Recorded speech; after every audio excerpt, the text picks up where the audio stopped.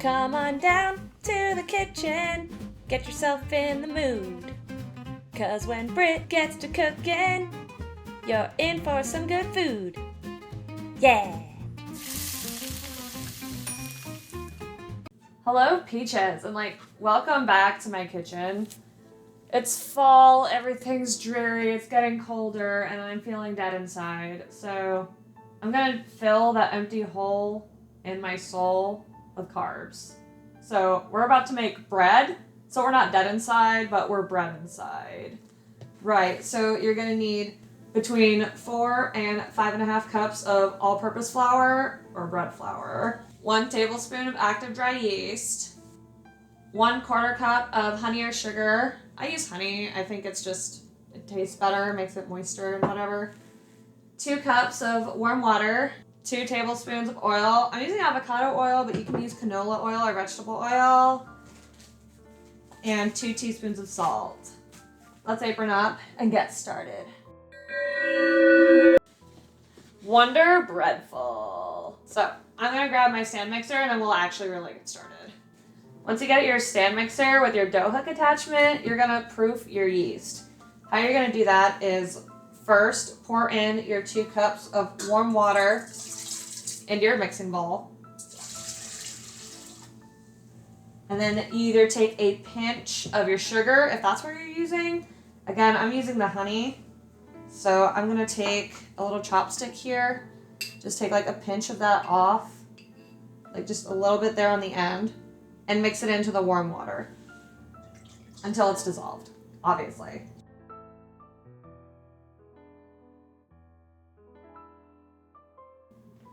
Next, you're gonna take your 2 tablespoons of yeast and sprinkle it on the top of that sweetened water. And that's how you'll know if your yeast is good enough to become bread. Because if it starts to foam and bubble, then it's good yeast. But if it's not, then you should probably just throw it out because it's useless. My bad. 1 tablespoon of yeast. I like things yeasty. What can I say? Waiting on the yeast. Waiting on the yeast. This is what you do when you're waiting on the yeast. Yeast. Yeast. Our yeast is proofed. Yay. So now we're gonna mix in our 1/4 cup of honey. If you have the squeeze bottle kind, that's fine and dandy. Otherwise, you can use a spoon or I'm using a chopstick to scrape it out of the jar and into your measuring cup. Believe me, it'll be way less messy than if you try to scoop it out just straight with the measuring cup. I'm gonna go ahead and add this in with our proof yeast so that the honey can fully dissolve and liquefy and all those other liquidy words. I do like that they call this yeast instant yeast, but it takes frickin' forever. Don't forget your 2 tablespoons of oil. It's a tablespoon. It's the big one. Oh god, this reminds me of the time my classmate Emerald got kicked out of Skull-O-Mance. It was really embarrassing. You just don't turn people inside out. Anyways, 2 teaspoons of salt. And start only with 3 cups of flour. If you don't listen after this, not my fault if your bread turns out flat. Alright, now take your bread hook or dough hook, whatever you call it. You put it on your mixer and you mix it on low until it's thoroughly combined. It's gonna get messy, so get anything you don't want flour spilling onto out of the way.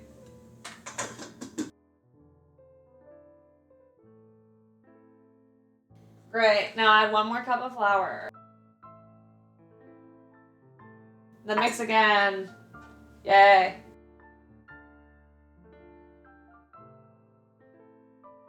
Cool. Now you're gonna keep adding flour, except you're gonna do it 1/2 cup at a time until the dough starts to pull away from the bowl. You don't want it to be super, super sticky, but you also don't want it to be over floured. You just want it to be slightly sticky off your fingertip.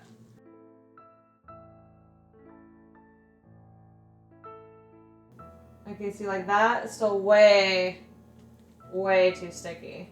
Yeah, so only add like a little bit of flour at a time because like if you add too much, you're just gonna mess up your bread. And then you'll be even more dead inside than before because you won't even have bread at the end of this.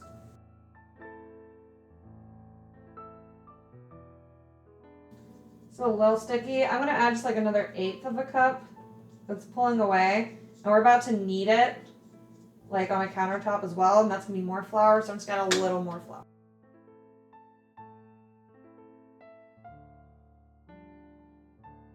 Yeah, actually, yeah, now we want a little more than that. My bad. Still too oopy goopy.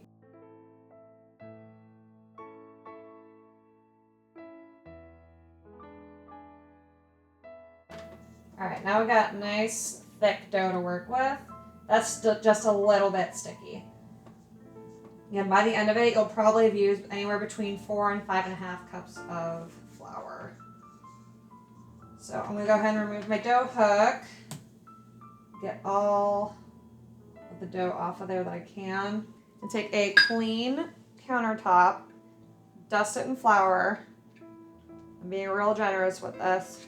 And we're gonna knead our dough for like 4 or 5, anywhere between 5 and 8 minutes. Because we need this dough to rise right? Because I need this bread. I'm gonna take a rubber spatula and just kind of scoop the dough onto that floured counter surface. It looks a little messy right now, but seriously, trust the process. To knead our dough, we're gonna start by squishing the top. And we're gonna fold it and press it into itself. Again, anywhere between 5 and 8 minutes, just until it's workable and to a nice big cohesive ball of dough.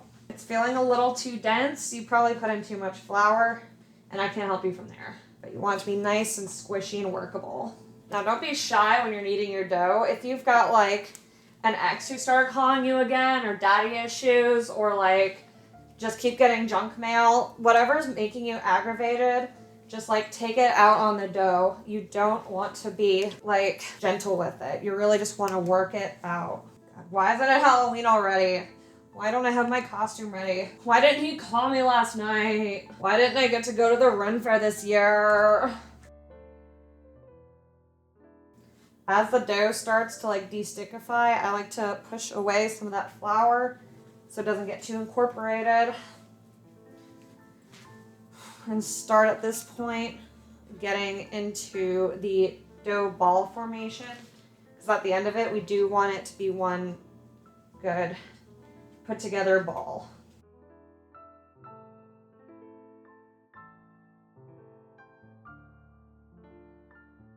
That looks good. Whew. Once you have your dough ball ready, grease up a mixing bowl. Just want to lightly grease it. You don't want it too soppy.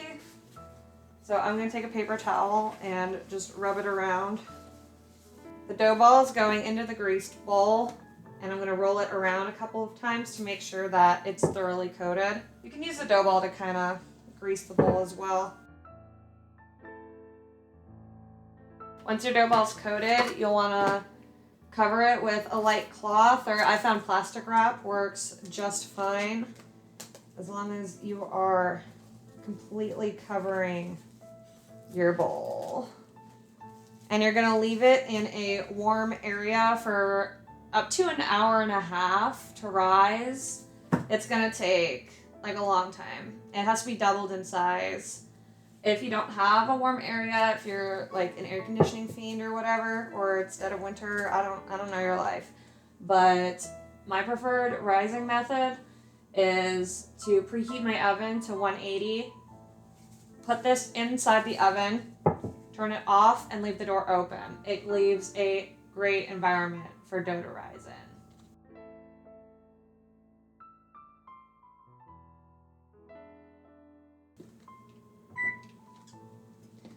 All right, while that rises, I guess I'll spend the next hour and a half like contemplating my life choices or something.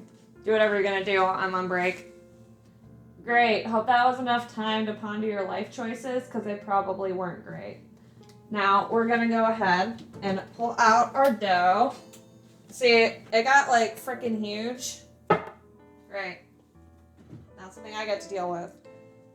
We're gonna remove whatever covering you put on there. Throw it away, we don't need it anymore. And we're gonna fold this in and punch all the air out of it until it's back to its original size. Why we do this, I don't know, but it makes the dough soft and the bread nice and squishy. So don't question it, just do it. All right, now it's nice and fluffy, and in the bowl still, we're gonna grease 2 of our tins here. I have baking spray or avocado oil spray. You can use Pam or probably not castor oil, probably want to use like canola oil. Just use whatever cooking oil you have to make sure that these are nice and greased up. Go ahead, grease that up as well. Because now we're gonna plop this out of the bowl or slide it. However it gets out, plop, slide, summoned out with the use of the dark arts. Not worried about it. The air bubbles are removed. This is great. We're gonna cut this into 2 equal portions and shape these into logs. Wow, amazing. That goes in 1. It's not going to fit, but that's the point. I like to have the rounded parts as up as I can because it'll make the tops look a bit prettier. But like that's only if like looks matter to you. Now we need to get the plastic wrap back out because these dough balls are gonna have to rise again. So get your loaf pans covered. Like whether you use a clean kitchen towel or the plastic wrap like I'm using, you just wanna make sure that these are covered again. These can be a bit more loose than with our first rise. Wow, so efficient. All right, get this back in your warm area or your 180 preheated oven and let them rise again for 45 minutes to an hour. You'll recognize your standard bread loaf shape. So yeah, these are going back in. I don't know, take some more time to think about life and the emptiness of space or something. So yeah, after your bread's been rising for like 45 minutes to an hour and a half, depending on your whatever, so you just want it to be risen kind of like this. Now you'll gently remove your covering and pray to the bread gods that this doesn't collapse your bread. Well, you gotta oil up your everything, otherwise you'll like to mess it up. There we go, okay. So 1 loaf survived. We love it. We love to see it.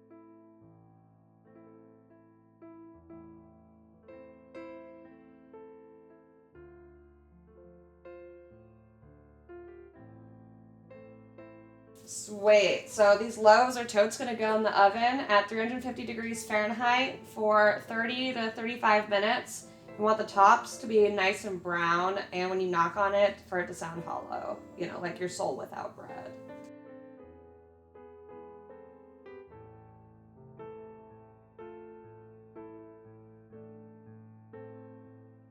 And there we go. So yeah, there's a lot of waiting in bread, but it's always worth it. So yeah.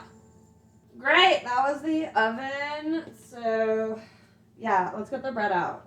That is looking so good. It didn't like rise the way I wanted it to, but you know, sometimes it just happens like that, you know.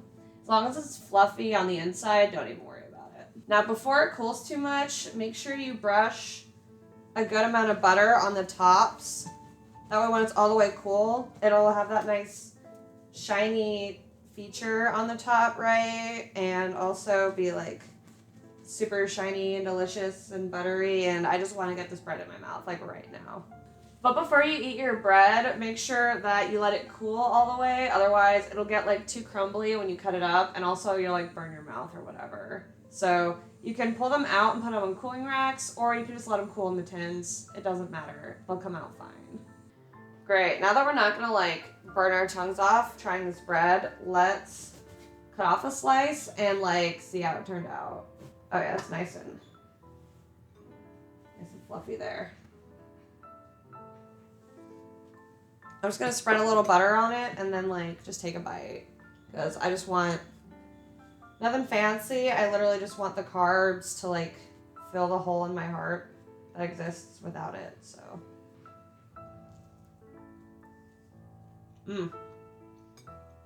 That's some good bread. It's nice and soft and fluffy.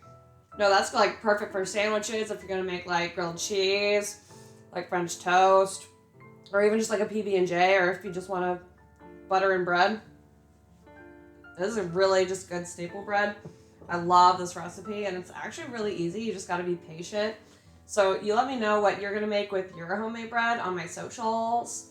You need to check me out. It's like BrittRachelle.com and BrittRachelle.card.co. I'm on Instagram, Twitter, X. Well, you know, it's the same thing now, but whatever. Anyways, catch me live streaming on Twitch and other platforms as well. And until next time, just like stay peachy. You know, whatever. Go bake some bread now. Yeah.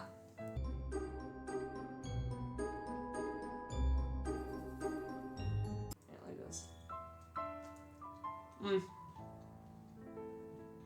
I made my bread. Why aren't I feeling like better? This isn't filling the hole in my heart. I got it. I just need more bread, obviously.